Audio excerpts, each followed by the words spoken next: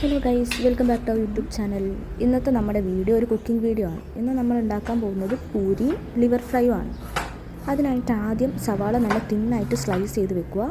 അതിനുശേഷം പാൻ വെച്ചിട്ട് അതിലോട്ട് കുറച്ച് ഓയിൽ ഒഴിച്ചിട്ട് അതിൽ ഈ ഒരു സവാള ഇട്ടിട്ട് നന്നായിട്ട് വഴറ്റുക. നമ്മൾ കുറച്ച് ഉപ്പ് ആഡ് ചെയ്തിട്ടുണ്ടായിരുന്നു കേട്ടോ, സോ ദാറ്റ് ഈസിലി വഴന്ന് കിട്ടും.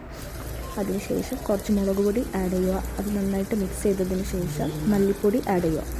മല്ലിപ്പൊടി കുറച്ചധികം ആഡ് ചെയ്തിട്ടുണ്ടെങ്കിൽ ഈ liver, chicken liver, beef liver, mutton ലിവറൊക്കെ കുക്ക് ചെയ്യുന്ന സമയത്ത് മല്ലിപ്പൊടി കുറച്ചധികം ആഡ് ചെയ്യുവാണെന്ന് വെച്ച് കഴിഞ്ഞാൽ ഈ ഒരു ലിവറിൻ്റെ ടേസ്റ്റ് ഒന്ന് മാറിക്കിട്ടും. ആ ഒരു ലിവറിൻ്റെ ചിലർക്ക് ആ ഒരു ടേസ്റ്റ് ഇഷ്ടപ്പെടത്തില്ല.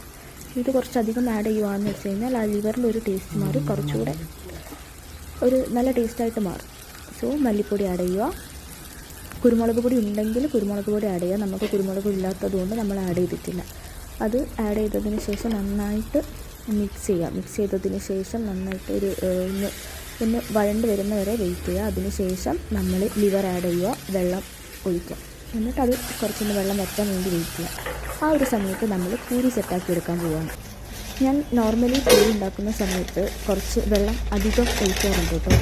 ചപ്പാത്തിക്ക് കുഴക്കുന്ന പോലെയുള്ള കുറച്ചുകൂടെ വെള്ളം കൂടുതലാക്കി കുറച്ചുകൂടെ തിക്കായിട്ടാണ് പരത്തിയെടുക്കാറ്. അപ്പോൾ അങ്ങനെ ചെയ്യുന്ന സമയത്ത് എനിക്ക് കുറച്ചുകൂടെ നല്ല പൂരി കിട്ടാറുണ്ട്, കുറച്ചുകൂടെ ഫ്ലഫി ആയിട്ടുള്ളൊരു പൂരി കിട്ടാറുണ്ട്. ഭട്ടൂര കൈൻഡ് ഓഫ് പൂരി സെറ്റായി വരാറുണ്ട് അങ്ങനെ ചെയ്യുന്ന സമയത്ത്. സോ അതിനുള്ള മാവ് ഞാൻ കുഴച്ചു. ആ ഒരു ടൈം കൊണ്ട് തന്നെ നമ്മുടെ ലിവർ സെറ്റായിട്ടുണ്ടായിരുന്നു കേട്ടോ. സോ ലിവർ ഞാൻ മാറ്റി വെച്ച് പൂരിക്കുള്ള പാൻ വെച്ചു.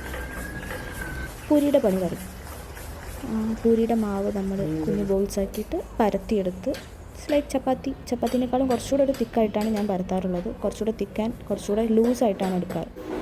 അങ്ങനെ പരത്തി നമ്മൾ ചുട്ടെടുത്തിട്ടുണ്ടായിരുന്നു.